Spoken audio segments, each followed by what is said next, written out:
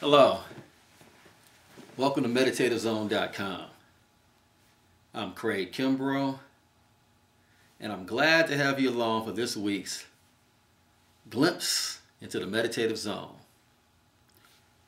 Today, I want to answer a question. That question is, what is the Meditative Zone? When you talk about the Meditative Zone, just what are you talking about? The Meditative Zone is a place within that we all have access to, whether we realize we have access to it or not. And once we find that place, everything is different. The Meditative Zone is a state of oneness. It's actually the kingdom of heaven.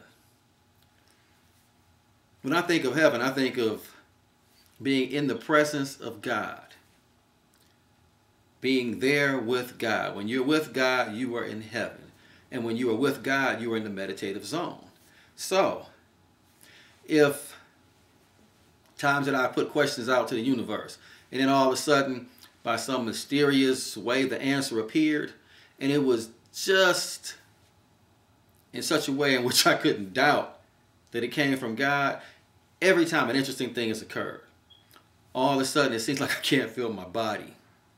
Like I've literally gone numb. Sometimes I'll hear the inner sound, the own vibration. Sometimes the room and the colors get lighter and brighter on account of this. A good depiction of it is the movie Bagger Vance when they showed Randolph Jr. when he entered into the field.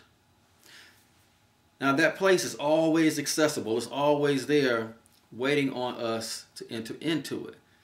Anytime you really pay attention to God's order of the universe, and it really hits you that whatever happened had to come from God, that's when you slipped into the zone.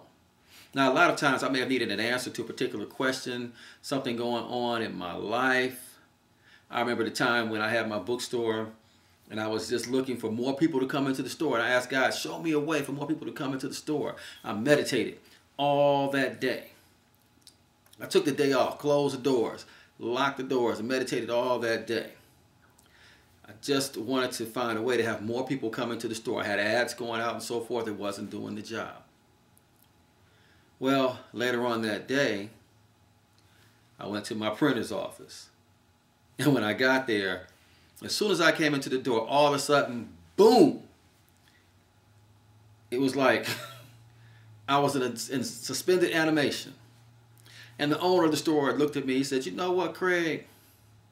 Back when I used to be on Northwestern Highway, people could see my store from all over the place. I got a lot of walk-in business. Now most of my business are people like you, people who know that I'm here already. My repeat business. So I don't get quite as much business as I used to. He said, but you know what I'm going to do? I did this in Florida at one time, and it worked when I had a print shop there. I'm going to get me an old van. I don't even care if the doggone thing runs. I'm going to paint it up, make it look real nice, and put the name of my store right on the side of it, from the front to the back, and sit it right there at the road. It worked when I was out in Florida. It'll work this time. As soon as he said, you know what, Craig, that's when I couldn't feel my body. That's when I had entered into the zone. And I knew, I said, this is going to be my answer. And the whole time he was talking, I knew that God was talking through him to me. And I had an old van that was not running at that time that I was about to get rid of. But instead I took it and I painted the whole top half of it white, and I put the name of my bookstore all the way from the front of to the back of the van on the side of it. And instantly, after doing this, people started coming in the door. Now, I have to be honest. First, I did it in a real pretty cursive script. I paid someone to do it. They airbrushed it. And I didn't get a lot of calls at that time.